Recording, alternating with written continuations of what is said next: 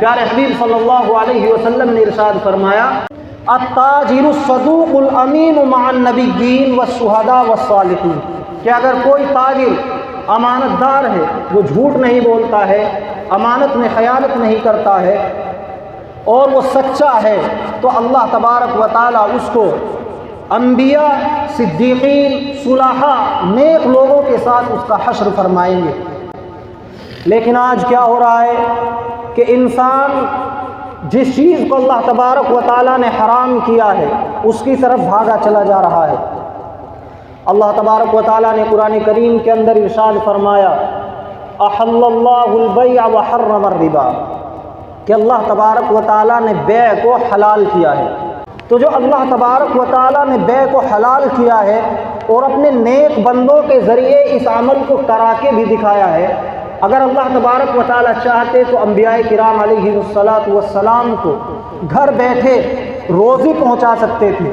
اللہ تبارک و تعالیٰ نے پیارے حبیب صلی اللہ علیہ وسلم کو اختیار دیا تھا کہ اگر آپ چاہیں تو احد پہاڑ کو سونے کا بنا دیا جائے، لیکن اللہ تبارک و تعالیٰ کے اس حکم پر آپ صلی اللہ علیہ وسلم نے اس چیز کو پسند نہیں فرمایا کہ وہ مالداری کی زندگی گزارے تاکہ امت کو ایک سبق مل سکے۔ حضرت داؤد علیہ السلام جو حضرت سلیمان علیہ السلام کے والد ہیں، وہ نبی بھی تھے اور حاکم بھی تھے، ایسا بہت کم ہوا ہے، لیکن اس کے باوجود حضرت داؤد علیہ السلام لوہے کی زرہیں بناتے تھے۔ اسی طرح ان کے بیٹے حضرت سلیمان علیہ السلام، جن کی حکومت جنات پر تھی، چرند و پرند ہر جانور پر ان کی حکومت تھی، تمام جانوروں کی وہ بولیاں سمجھتے تھے، ہوا پر ان کی حکومت تھی، لیکن پھر بھی انہوں نے ٹوکریاں بنانے کا کام کیا اور وہ ٹوکری بنا کر اپنی روزی روٹی کا انتظام کرتے تھے۔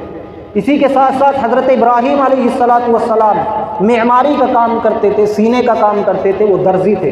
حضرت ہود علیہ السلام اور حضرت صالح علیہ السلام یہ تاجر تھے۔ حضرت لوط علیہ السلام یہ کھیتی باڑی کرتے تھے۔ آپ صلی اللہ علیہ وسلم نے بکریاں چرائی ہیں، کپڑے کی تجارت کی ہے۔ تو تمام انبیاء علیہ السلام کا یہ نمونہ ہمارے سامنے ہے۔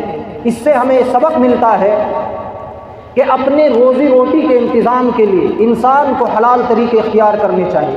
اسی لیے جو آیت شروع میں نے پڑھی تھی فَإِذَا قُضِيَتِ الصَّلَاةُ فَانتَشِرُوا فِي الْأَرْضِ، اس کے اندر یہ حکم دیا جا رہا ہے کہ جب آپ نماز سے فارغ ہو جائیں تو اللہ کی زمین پر پھیل جائیں، اس کے فضل کو تلاش کریں۔